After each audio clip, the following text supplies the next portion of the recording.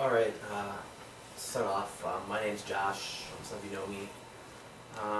Everyone always asks me what my last name is. I'm Josh Gerzetich, but my mom was a Scanador, so that's where it comes in. My mom had 13 brothers and sisters, so it's a pretty big family. And she moved the farthest away, so I didn't actually grow up here. I grew up in Menominee, Michigan, which is about an hour away from here. 45 minutes, now that the highway's complete. But yeah, all my relatives are here, my cousins, my aunts and uncles, we came up here all the time. Who's your grandma? Betty's Scanador? Betty Skinner. Okay, that's, your dad, your grandpa was, Tony? Tony? Yeah. Yeah, okay. Yeah. I know the family. So that's where I come from. I am the cultural educator at the United Nations Museum. I've been there for about 4 years now. Schooling, I went to school at the University of Wisconsin-Madison, and I majored in history and anthropology, and I got a certificate in American Indian Studies. And then I went back to school to become a teacher, so I went to live in Milwaukee and got a teaching certificate, and I was a classroom teacher for a while, but they ended up closing down my school, and I moved back here and I took the job at the museum, and I've been there ever since, basically. So, that's enough about me. I'd like to go around to learn everyone else's name, even though there's only 5 people here. So, I'm Josh, so if you just want to say your name. Marge Stevens. Peter Pelkey. That's my daughter. And that's my daughter. He likes the Skinner. Yeah, and it's really funny because my mom was a Scanador, but then, my dad's Pelkey, and her name was Pelkey before she got married. Now she's a Scanador, so it kind of came around and then came back around. So my mom was really delighted that she was a Scanador. She's also married one of my cousins. Sean Skinner. Sean Skinner. He's Russell and Carolyn's boy. My aunt and uncle. She married one of my cousins, so Russell and... There's a bunch of kids in town. yeah, just one of the 13. Yeah, when I'm 13. My mom's brothers and sisters or whatever. Yeah, they grew up on Government Road there where we live. Oh, Yeah, they had log cabin. Pretty crazy. JR, or, Tony Jr. lives there now. Yeah, the house is still there. Not much of it, but it's still there. Alright, so, that's enough about me, and I live, when I started doing the research for this, to talk about boarding schools, it got bigger than I thought it would be, so we're going to be talking about a little bit more than boarding schools. It should probably be retitled Indian Education, because we're going to start at the very beginning, and then, I think in order to understand boarding schools, you got to understand where it came from, so we're going to start, pretty early on. So, indeed, boarding schools. And, thank Liza for, she put most of this little presentation thing together, so thank you, Liza. No problem. Was that the hospital, the old hospital in the background of that first picture? Yeah, that's the old hospital building. So they were down like right around Site 1, or the baseball field, somewhere in there. Yeah. But I used to do their hang. So I divided up what I'm going to talk about into different time periods. These are kind of my own time periods. These aren't like, you're not going to find these in a book or anything. They're not official time periods. But the first one I called Education Before Columbus. That basically dates from the beginning of time up to 1492. And before the arrival of Europeans, almost all native societies did not have any written languages. They didn't write things down. Oh yeah, since I'm a classroom teacher, I like to ask you guys questions and have you guys, answer some stuff for me and be interactive instead of just me talking up here. I'm not by far don't know everything there is to know about boarding schools or anything else for that matter. So I like giving people, can supplement what I say or have stories of their own to tell. So before the arrival of Europeans, we didn't have a written language. So since we didn't have a written language and we didn't learn from books like they do today in colleges and universities and stuff, how do you think we learn things? Stories. Yes, storytelling through oral tradition.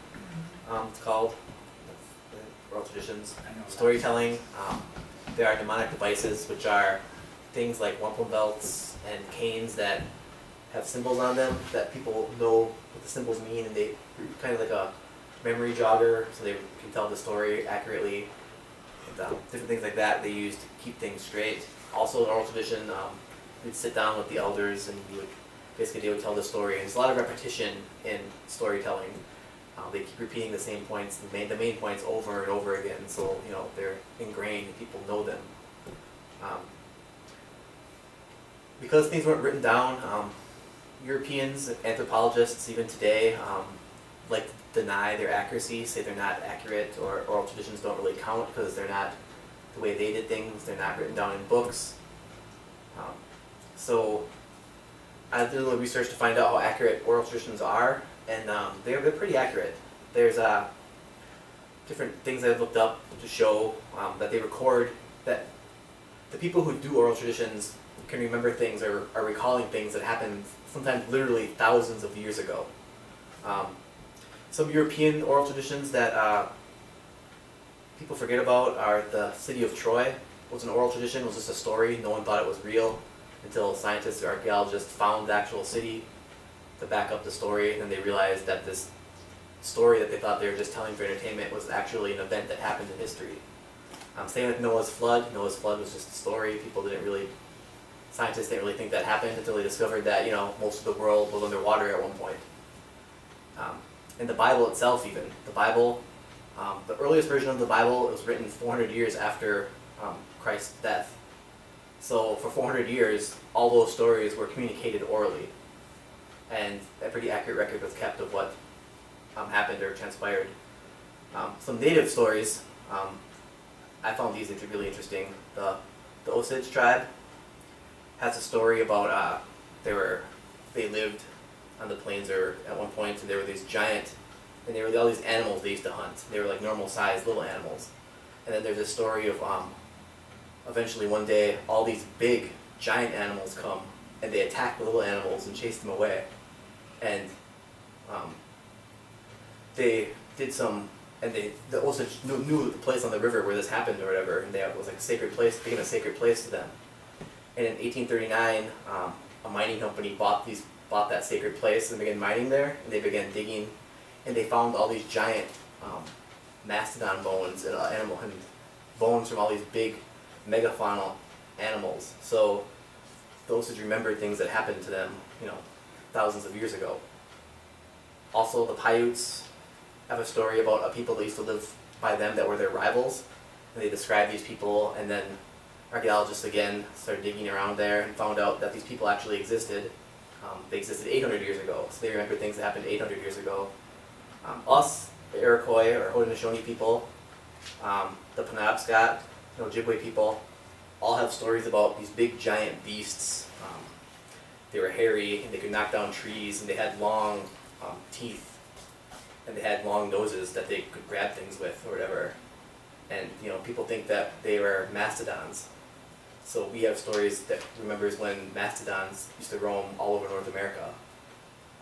And the one more I'll talk about is the Klamath people. They have a story about their people, this volcano, this mountain that's by them, it's a sacred mountain. And they have a story about one time how it erupted and spewed fire and buried a bunch of their villages and a bunch of their people. Scientists have gone back to that mountain and have done tests, and the mountain erupted like 6,500 years ago, 6,500 years ago it erupted, and they found remnants of villages and people that were buried under it. So they remember, so their oral tradition goes back, the story of that goes back 6,500 years, and it's still an accurate telling. But anthropologists throw all this out because they're not written down, and sometimes supernatural things are incorporated. But just because that happens doesn't make the story any less real or any less accurate recording of history. So that's about oral tradition. So this thing we talk about is this time period goes up to 1492, and of course 1492, the lost explorer Christopher Columbus landed on the shores of the Americas, and this is really the start of European education of Native Americans, which is really what we're going to get into. Before Columbus landed, the Catholic Church, the Pope, who's the head of the Catholic Church, issued these things called papal bulls, which are basically decrees that he would say that would affect, everyone. And he issued one of them, and there are two in particular that affected the peoples of North America, or us. And that was in 1452. There was one called Dum Diversus, which basically, before Columbus landed, basically proclaimed that anyone who was not Christian basically did not have a soul and were able to be taken as slaves. And this, since America wasn't not America, since North America, the continents, the New World wasn't discovered yet, this basically applied to Africans and Asians, people in China. But once America was discovered, it applied to us. So it was the church was saying that Columbus had the right basically to take any of the natives that he found and enslave them, and that was okay because of this decree. A few years after this happened, in 1537, there was another papal bull, another decree called something this day, and it basically stated that the people in North America had souls, and and slavery was wrong. We couldn't be enslaved anymore, and this is basically the beginning of European education of American Indians, because since we had souls, that means that our souls needed to be saved. So the church was in charge of educating natives from this point on. And that brings to the second, the end of education before Columbus. The second part is education after contact, or after Columbus, which goes from 1492 to about 1800. Like I said, the church was in charge of Indian education at the very beginning. And the first school that they set up was set up by the Jesuits, which is a Catholic order, in 1568.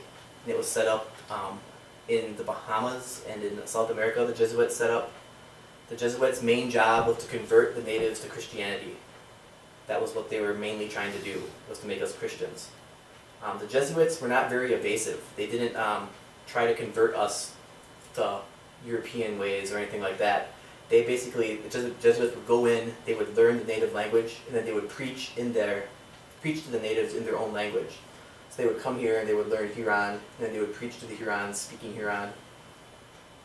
And they were basically trying to take Christianity and add it to the religion and the culture that the natives, that the American Indians already had, that we already had. They didn't try to get rid of what we had, they just tried to add Christianity to it.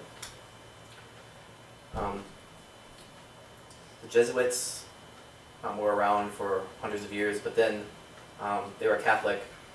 The Protestant church set up their first school in 1646. A man named John Eliot set it up on the east coast of North America. John Eliot, he basically came up with this idea and this is like the very beginning of boarding schools. He basically came up with this idea to take natives out of their natural environment, away from their culture, away from their nations and their tribes, and put them in a different place. He came up with the idea of these things called praying towns. Oh yeah, I forgot to switch my slide. This is the slide of some chapels in Catholic schools. Since the church was in charge, a lot of these school buildings look like churches. They doubled as churches and classrooms. This is the Royal Chapel of the Mohawks in Canada, I believe. It's the old picture of it, and it burnt down, they rebuilt it. And then the next one I have is the diagram of the praying towns that John Eliot started. The first praying town he started was in 1651. He believed that Indians need to be taken to a different environment. They need to be removed from their natural environment. He said they need to be removed from all the savagery and the sin that was happening in regular native communities. So he brought these converts to Christianity into these things called praying towns. In praying towns, they still taught and preached in the native languages. And these praying towns are pretty successful. By 1674, there were 14 praying towns established on the East Coast. And this is a map of where those 14 praying towns were located. Where the families, they just let their children go? The whole families would convert. These are the people that would voluntarily convert to Christianity. I mean, would they go with their children to these praying towns then? Yeah, it's full of that. Yeah. So basically, whole families would convert to these praying towns. They're from all different nations, all different tribes. And at the height of the praying towns, there's about 4,000 people that lived in all the towns. They were referred to as praying Indians. And at these towns, they were taught Christianity mainly. They're also taught English, and they were taught how to farm because they wanted them to, farm their own, kind of try to be self-sufficient. And basically, the praying town era ends because of something called King Philip's War. Some of the Indians on the East Coast didn't like the way they were treated, and they kind of rose up and began to attack, kill colonists, and a war between the colonists and the natives started. And this put the praying Indians kind of in the middle in a bad spot. They're stuck in between two worlds, kind of, because they were Christians, and the praying towns are located next to white settlements, but the Europeans or white people didn't accept them fully because they were Indians, and they still thought they had ties to their old communities, so they didn't trust them. So they wanted them away from their towns, so they kicked them out of their praying towns, and then the natives in their regular communities didn't like them because they had converted and were gone, and didn't look at them as being a part of their tribe or their nation anymore.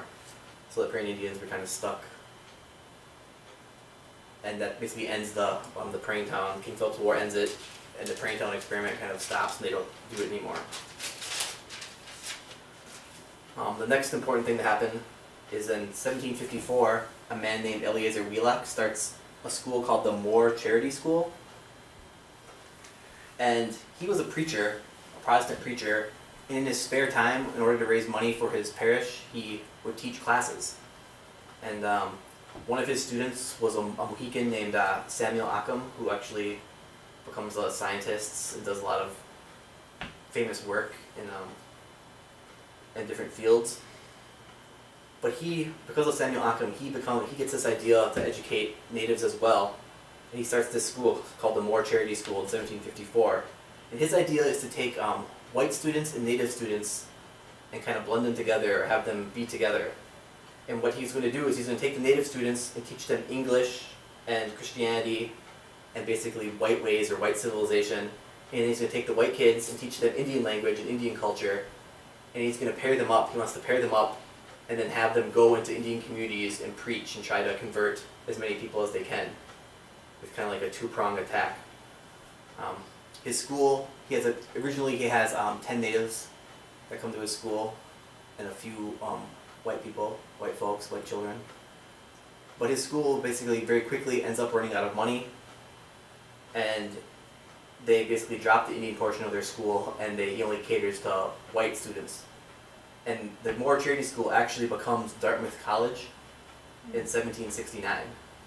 So Dartmouth College was founded to educate natives, kind of like Hamilton and a bunch of other colleges on the East Coast. But by 1769, they were just accepting white students. Did they remain a religious school, or are they still today? I'm not sure if Dartmouth is a religious school today, but they at this time they were still heavily religious. And the reason Eleazar Wheelock tried to convert through education is because even in his journals he says that it is cheaper, more efficient, and than actually using the military to subjugate us. That it would be easier to send the Indian children to school than it is to declare war on them, basically, and attack them. So that's why he did that. And that's kind of the reason for the boarding school era later on, too. The third time period that I like to refer to is a time period I like to call Manifest Destiny. And that period lasts from about 1800 to about 1870. And does anyone know what Manifest Destiny is? It's a pretty popular term. It's basically it's Europeans or the United States at this time thought it was their right, or it's what God wanted basically for them to spread from one coast to the other. And there was nothing anyone could do to stop it. It was inevitable that God had decreed that they were going to spread across and no one could stop them. Well, isn't it in the Bible, in Genesis? there's some. It's right in things the like that. Bible, and it's in that, Papa's bowl, you call it? That, Papa's bowl that Oh people yeah, talk about? the papal bull. Yeah. Or people's, and it's also in the doctrine of discovery. Yeah. So that's where manifest destiny comes from, and that's what they thought, that it was their divine right to basically take over all the Americas. And by whatever means. Yeah, by whatever means necessary. And they also thought it, because before Europeans would actually meet up native groups, the diseases would hit there first, and it would wipe out the population, sometimes half, sometimes up to 80-90%. And Europeans looked at this as being like God's hand, like clearing off the natives so they could just expand into these free, empty territories. God's will. Yeah, basically it was God's will that, that's just going to happen. And basically, the Americans, or America, the United States, had 3 solutions to the Indian problem, what they called the Indian problem at this point. Their solutions were, the first solution was to move us. So the first solution was to take the tribes and move them west, away from where they were. That's the first thing they tried to do. And eventually, because they kept expanding, they kept running into the same tribes again. So the second thing they decided to do was they were going to use the military subjugation. Yeah, but the first part here, this is a picture of this is the famous picture that they show all the time of manifest destiny. If you look, there's a lady in white, an angelic figure, an angel maybe, and behind her is the trains and settlers and farmers, and in front of her, if you see in the dark, underneath all the storm clouds and the darkness, are the retreating natives, and they're backing away from this lady who's all shiny and Clean. yeah, enrolled in light, pushing them back. Basically, they were saying that that there was behind her, there was all that there's progress, and she was moving across the plains, and she couldn't be stopped. So the famous painting by John Gast in 1872 that they used to illustrate manifest destiny. And the second way to solve the problem was, again, military subjugation or genocide, which means they would take the army and physically hold us on reservations so we couldn't leave or go away, or they would just openly, blatantly begin to basically kill people. There was at one time in this country where it was legal to hunt Indians and to shoot them, and there are people who's made their livelihood going around killing Indians and getting paid by every person that they killed. This continued on until about almost 1900 in California. In the 1880s, 1890, it was still going on. This picture here is a picture of the massacre at Wounded Knee. There are the soldiers in the back, and then they're burying in a mass grave all basically the elders and the women and children that were killed at the time. And then, of course, the third idea that had to solve the Indian problem was education. And from 1800 to 1870 was actually a very unique time in Indian education in our history. President Washington and a man named John Knox were huge advocates for Native Americans or Indians. They fought hard for, not equal rights I'd say, but they fought hard to give us more rights of some sort. And in 1819, the United States government started this fund called the Civilization Fund, and it basically took federal money and paid, churches are still heavily involved in our education at this time, paid churches to open up schools on reservations. And,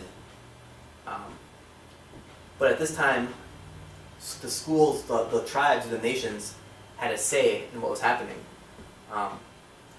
There were several schools that were put up, not very many, but there were several that elders were contacted and incorporated into what was taught at the school. The schools were bilingual. They taught both native languages and English. They taught both Native culture and white society. The Choctaw had such a school, the Cherokee had such a school. This man here, Sequoyah, is a guy who invented the Cherokee alphabet, and he was one of the famous products of this time and of this school. So it's very unique in the fact that the federal government was incorporating Native things into the curriculum, into the schooling. Basically ended this period of history is in the 1860s when the Civil War started. The federal government began not to fund these schools anymore and allowed them shut down. Because they had to put everything towards the war. And then after the war, in 1871, when Ulysses S. Grant was president, he was a general in the Civil War. He came up with he had another idea. He came up with another act called the Indian Appropriation Act. It basically was a continuation of the Civilization Fund, where the federal government again would pay churches to open up schools for them on reservations. It was a huge controversy at this time because it crossed the line between church and state. They were paying churches to do their work basically for them. And he kind of tried to start the bilingual schools, the cooperation of the natives and the federal government again. But what ended up happening is in 1882, the government did a study and they decided that this time in Indian history or Indian education was a dismal failure. They weren't they weren't getting rid of Indians or getting rid of natives. They were, we were still there basically is why they were upset. So this ends that period, and the next period to start is the actual period on boarding schools, or the boarding school era, which runs from about 1879 to the 1970s. And the boarding school era, of course, you can't talk about the boarding school era without mentioning this man here, Richard Henry Pratt. Before we start it, can we go back to George Washington? Mhm. When you mentioned George Washington, you said he tried to help the Indians, but wasn't he the president that sent General Sherman in there and wiped out all the Haudenosaunee orchards and corn? Yeah, he did that during the revolution before he was president. But I shouldn't say he tried to help all Indians. He tried to help the Indians that he liked, basically. He didn't want the four nations, or the most... Okay, during the revolution, it was kind of like a civil war for the Haudenosaunee. The Grand Council, our governing body, said that we would stay neutral, we wouldn't get involved. What ended up happening is majorities of certain tribes began to declare for one side or the other. And Joseph Brant and the Mohawks, and the Mohawks, Onondagas, Cayugas, Senecas basically sided with the British. They fought with the British on the British side. And the Oneidas and the Tuscaroras fought with the Americans on the American side. And during that time you're talking about, Washington didn't want the other four tribes to be helping the British anymore, so he sent the military into our homelands and he burnt down everything that he found. But of course the military couldn't tell the difference between Oneidas or Mohawks or Onondagas, so they burnt down Oneida villages, people that were helping them as well. So yeah, Washington, he did that, but after he became president, he was he wanted to help the natives that helped him basically. The troops. Yeah, there are several Oneidas, Chief Shenandoah, probably the most popular one, who became generals in the army, and they were really good friends with Washington. And they would talk and write letters back and forth and hung out with each other even after the war was done. But what Washington was advocating for is he wanted the Indians to be treated what he saw as fairly. He tried to get Congress to pass laws that would stop the illegal taking of Indian land and to honor treaties. While he was president, that's one of the things he tried to do. I mean, obviously he didn't get it to work, it didn't stick, he didn't do it, but he tried in his writings and his speeches, he tried to get the United States to basically stop the illegal taking of our land and to honor the treaties that were already made. He didn't think that we were, equal or anything like that, but he thought that we should respect what was already written or what they said. So he wasn't really, I don't know if you'd call him an advocate, but he, kind of tried to make things a little bit better, I guess. Alright, boarding school era, Richard Henry Pratt. He was a colonel in the army, and while he was in the army in 1875, he was in charge, after the Civil War was done, the United States, it wasn't an official war, but history books often refer to it as the Indian Wars. The United States kind of declared war on the Indians on the plains and on natives in general. And during this time, Pratt was a colonel. In 1875, he was in charge of 72 Kiowa prisoners, men, women, children. Well, basically, I don't think there were any women. I think it was just all boys and men and elders. And he had them, and they were at a place called Fort Marion, where he held them.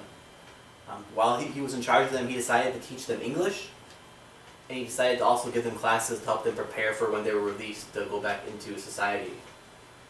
He was very successful in teaching them English at this prison.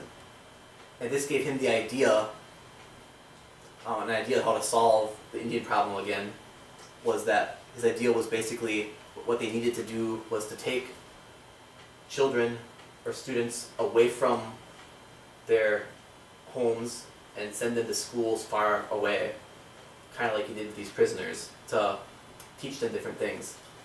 So this is the beginning of the boarding school era. It's kind of the same philosophy that the praying towns had earlier on, but Pratt takes it to a way further extreme. And in 1879, he opens up the first federal boarding school, which is the Carlisle Indian Industrial School in Carlisle, Pennsylvania.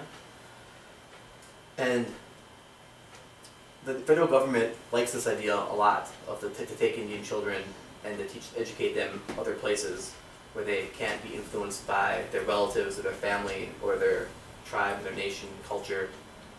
And by 1902, there are 26 federal Indian boarding schools across the country. 2 of them here in Wisconsin. There was one here actually in Oneida, and there was one in Toma, which is called the Hayward Boarding School.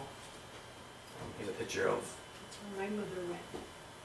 this is the most famous boarding school picture of all time. This is the picture of Carlisle with all the students lined up in front of it.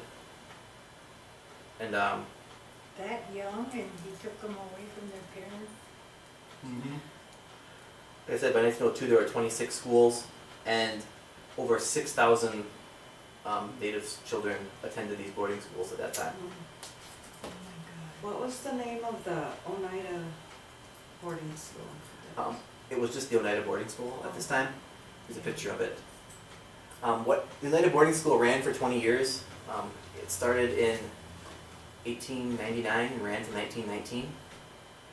And what ended up happening is when the school closed down, it was empty for a while, and then the federal government sold it to the archdiocese, illegally sold it to the archdiocese, and then the archdiocese opened up a Catholic boarding school called Guardian Angel, the Guardian Angel boarding school. And they ran a boarding school there from God. Yeah. about 1928 or 29 up until like 48, like the end of almost 1950. They ran the Guardian Angel boarding school. And then they shut down their boarding school, and it was empty again for a while until the tribe bought it from the diocese. No, the seminar went in there. You're not that old. I am.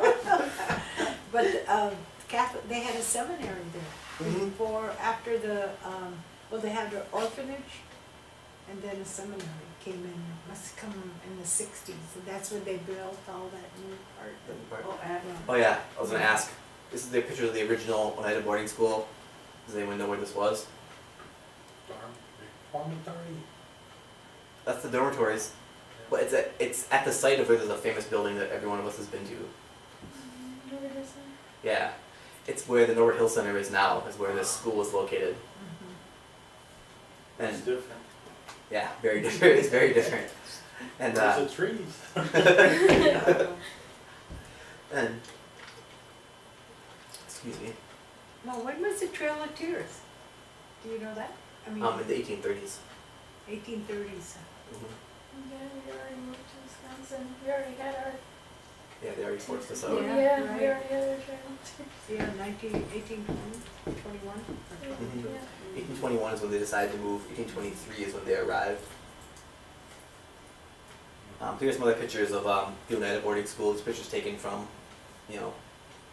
inside the school. So yeah, I was getting the. Oh yeah, Pratt's famous saying, of course, is in 1892 he gave a big speech, and he concluded his speech with, "You have to kill the Indian to save the man," basically meaning he has to get rid of all the parts of us that were native, and replace them with what he wanted or what they wanted, which is European society. There were three main things they taught at these boarding schools. The first one was religious instruction. Everyone learned Christianity, but usually you weren't at Carlisle. I know for sure they didn't teach church. Or they didn't teach Christianity inside of the schools. It was you were allowed to leave the school and attend church in town. And you could pick whatever church you wanted, but it had to be a Christian church or whatever. You could pick whatever one you wanted to go to. So they had religious instruction. They also had industrial training. Basically, they trained men and boys to be like iron workers or blacksmiths, carpenters, tradespeople. yeah, tradespeople, Not doctors or lawyers. agriculture, farmers, yeah, and of course at this time the Industrial Revolution was going on, so the whole country was shifting Yeah. away from these things, and they were training us to do, the things that were like dying trades that everyone was going on, to do different things. So half your day was spent doing industrial things. They raised their own food. They raised the food for everyone at the boarding schools. Women, this is one of my favorite words. Women were trained to do things that they called housewifery. And they did things like you can see here. They learned how to cook. They learned how to wash clothes and mend clothes and how to take care of children. Make clothes. Yeah, they basically would set them up for a life of either being a housewife or a wife of servitude, serving, being a maid in a wealthy person's family, or what they call those people that take care of the wealthy kids. Can't think of it. Wealthy kids. Nanny. Yeah, nannies or things like that. You know And what then I think of? I think of like famous movie stars. They don't take care of their, keep their children at home. They put them into Private school. where they live. And they also hire, nannies or whatever who live with them in their house Yeah. and take care of Brad Pitt, their kids or whatever. and they have underground playground under their house. Who does? They got Brad enough money. Pitt, Angelina, Yeah. for all their adopted kids and Yeah. stuff. But Yeah, they said that underground playground. the black slaves even nurse their babies. Yeah, I heard that. Oh, That's what they told me. I heard I think that movie made. Mm-hmm. Yep. Yeah. Alright, so at boarding schools they taught religious instruction, industrial training, and then English education, a rudimentary English education was the third part, where they would teach them basically English, some math, science, nothing too complicated, just the basics, to keep them in a life of basically servitude or in menial jobs. What else did I mention? So these are pictures from the boarding school. All these pictures are staged. These aren't like natural pictures. They didn't like walk into a classroom and take a picture. They set all this up to show, Oh, really? yeah, to show. They made them stand where they are and do what they're doing, whatever. And he's looking at all the boarding school pictures. No one's ever smiling, ever. So these pictures of the girls here, up there, they're doing laundry. The next slide are pictures of some of the boys lined up in uniform in the field. That's the dining hall that was at the Oneida boarding school. So recruitment to these schools, originally Carlisle and the other schools only took kids that were 9 to 13 years of age, and the recruitment at the beginning was voluntary. What are some of the reasons you think that Native parents would send their kids to a boarding school? Send a good feed. Yeah, a lot of times they were poor, they lived in poverty, Damn poor. and they were worried about how they're going to feed their kids. They would send them to school so they could get fed. They thought that they would get like a decent education and different things. Also, Pratt would go to different communities and talk to elders, and he would convince them to send their own children. He would tell them that basically you guys are unfairly treated, and maybe if you knew a little bit more about European society or could speak better English, you wouldn't have got such a bad deal. So, you know, why don't you send your kids to our school and we'll teach them, and they can come back and, you know, help protect you, so, you know, these bad things happen again. So, important natives like Chief Red Cloud and some other of the big name chiefs that people know actually sent their children voluntarily to these boarding schools at the beginning. And then of course, after people found out what was happening at these boarding schools, they stopped sending their kids, volunteering kind of dried up, and it became mandatory, where the government decided that all Native children had to attend school, whether that be boarding school or somewhere, but most of the time it was boarding school. And they would send people out to the villages, and they would basically just take your children without the parents having any type of say at all. There are stories of kids playing, of little kids. They take any kids either too. They take kids that were 3, 4, 5, all the way up to, you know, 15 or 16. There are stories of little children and their parents playing hiding games whenever they saw a white person coming or whatever. They think they're from the school, and they would teach their children to run and hide out into the woods or back in the sheds so they wouldn't be found and taken away to school. And there are also stories of the Hopi in particular. Hopi parents would hide their kids and refuse to tell where they were, and some of them were even sent to prison because they wouldn't give up their children or send them to school. Of course, once you got to these schools, once they arrived, a lot of the kids showed up in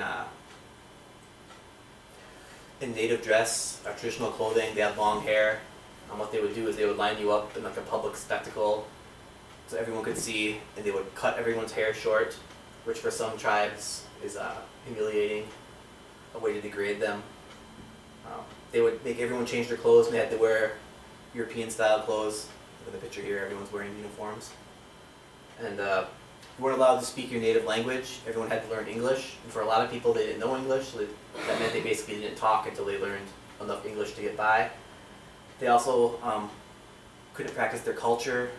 Everyone had a native name. They had to drop their native names and take an English name. Most of the time, you had to pick a name from the Bible, and that became your name from that point on. And if you're caught breaking any of these rules, you were punished severely. And talk a little bit about punishments in a second. So here's a group of children that went to the boarding school, got sent to a boarding school, and we'll just say it was 4 months later. And this is them 4 months later, the same kids. Once they were, had their hair cut and had to take different clothes. So basically, these kids were taught in what's called a total institution. And the only other two total institutions that are in our society are prisons and the military. So at this point, there were prisons, the military, and boarding schools were all what they are called total institutions, and basically run almost the exact same.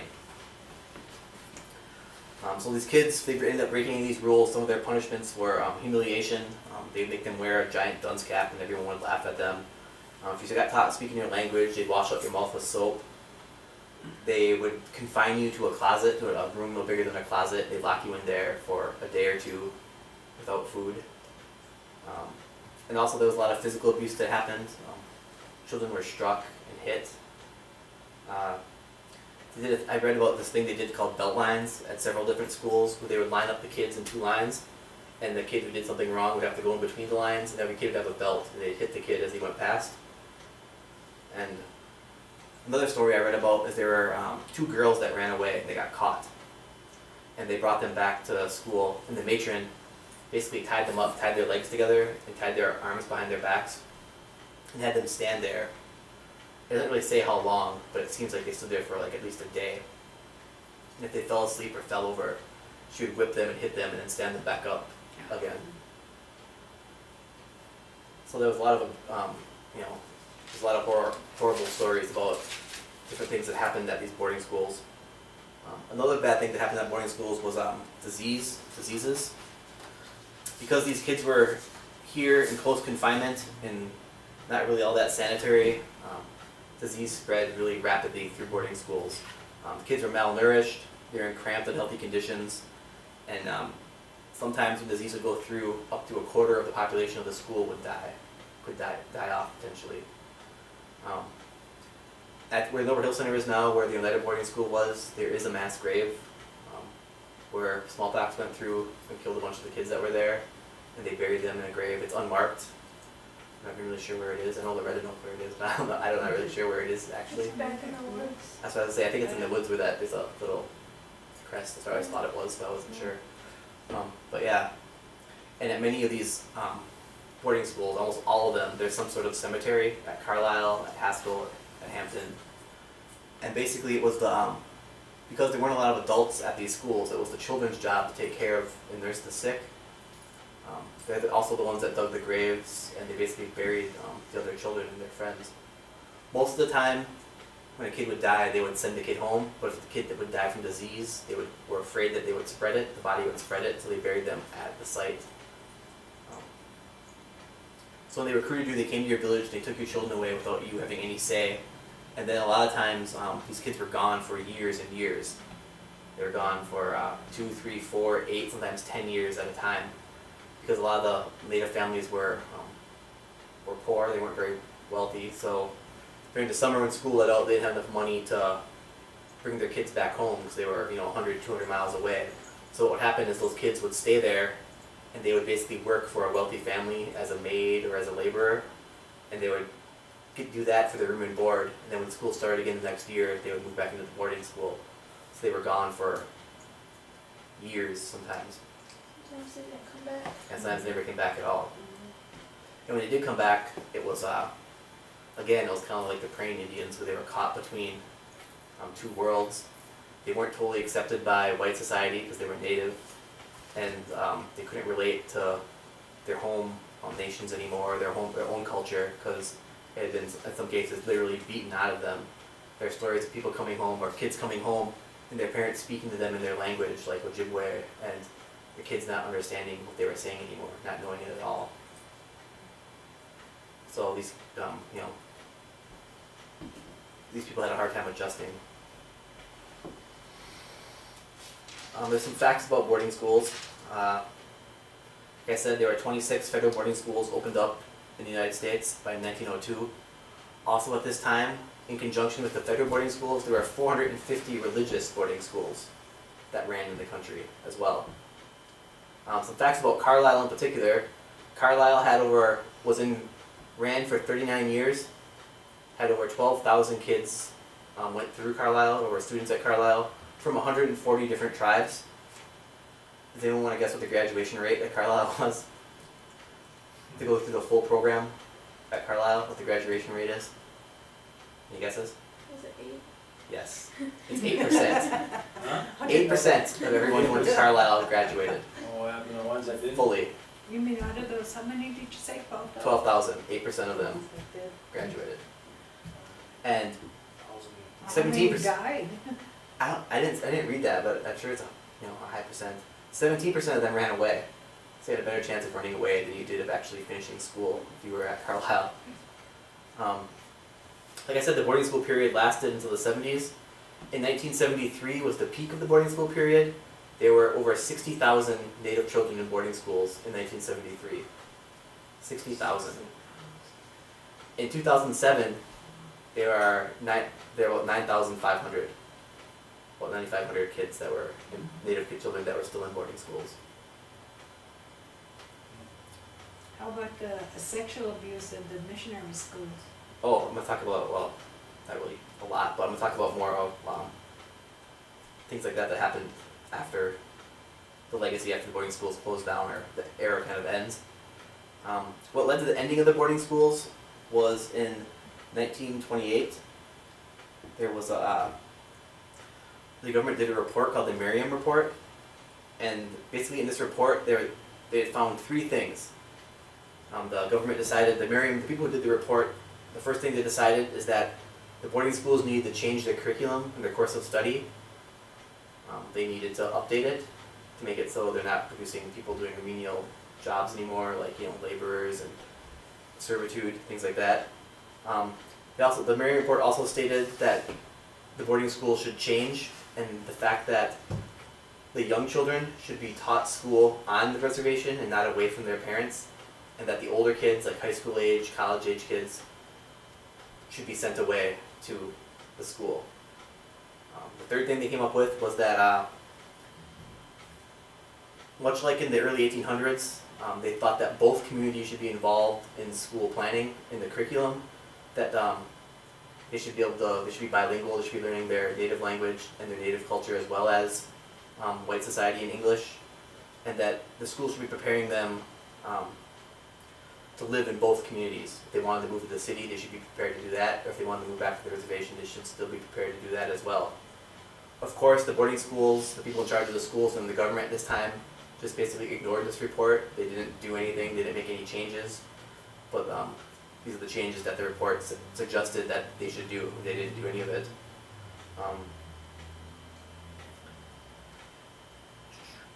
So this continues until 1969.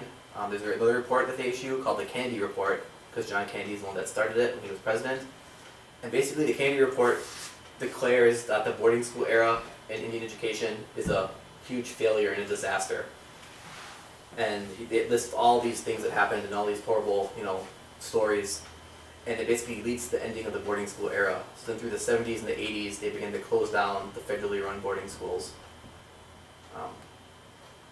And in 1975, there's another act that happens, the Indian Self-Determination Act, basically gave the tribes were allowed to contract with the BIA to open up their own schools on the reservations. And they could determine what was taught at those schools in 1975, which is kind of when they started the school here.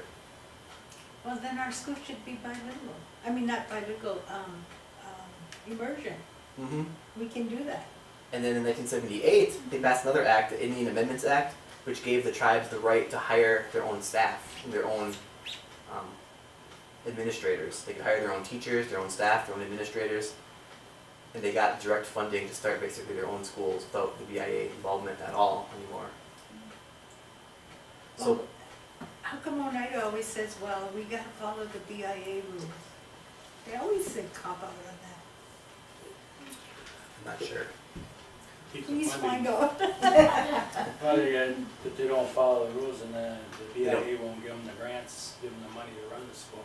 Because a lot of money comes from the government to run this Yeah, school. from the Yeah, funding. but still, they, what was that, the Self-Determination Act? Which one? Yeah, the Indian Self-Determination Act gave us the right to open up schools and to determine which education programs we were going to teach at the school. Well, when the school was built too, they said they basically set it in stone that when they taught language at the schools that it wouldn't replace English. And that's where they made their mistake. If they did it to replace English, then we'd all be speaking Oneida by now, and I think when the school was first created, there was still 87 fluent speakers. We're down to maybe 2. Yeah, it was a handful. Yeah, they didn't have enough native teachers to teach this language. Not anymore. Yeah, Well, I or know even back then. when I was in kindergarten, each class had 2 elders in the classroom. Yeah. So Broken. So yeah, that ended the boarding school. So these boarding schools slowly all closed down. The ones that didn't close down basically became run in conjunction with the tribes. So there are still boarding schools that exist today, like Flandreau, Haskell, Piano College. But yeah, they're still there, but they're run in conjunction with tribes, and they they promote culture and language and different things like that. So here are some of the schools that the Turtle School that opened up on these grants in the 70s, or not the Turtle School itself, but our school here in Oneida. These are some of the colleges that opened up because of these different things that happened in the 70s. And basically there are 32 Native American colleges in the country today. Yeah, 32, including the College of Nominee Nation and Haskell and some of the North Institute and stuff like that. Alright, so the legacy of boarding schools, this is where I talk more about, the abuse and stuff that happened. At these schools, like I said, there was a lot of abuse, physical abuse, sexual abuse. The kids that finished school, like I said, they didn't fit in anywhere. They were stuck in between 2 worlds. There's a lot of things written about that. A lot of them turned to alcohol, drugs, and a lot of these things are cycles that happen generations over and over again. These kids went to school, they were basically stripped of their identity, they tried to rebuild them back up in the way they wanted them to be. And asked this in the other class too, I was like, how many of us in the room are parents? How many what? Are parents? I'm a parent. Have I'm kids? a parent, but Yeah. No he's- kids? So if you're, he's not home I'm anymore. grandparent and Yeah. great-grandparent. Great grandpa? and you know, there's no manual on parenting, there's no class you take, so where do most people learn how to parent from, or learn parenting from? From their parents, right? Yeah, exactly. And these kids were taken from their parents and from their culture and their society and put in these sterile prison-like environments, and they never learned how to parent properly. In these environments, you know, traditionally, many Native nations, including ours,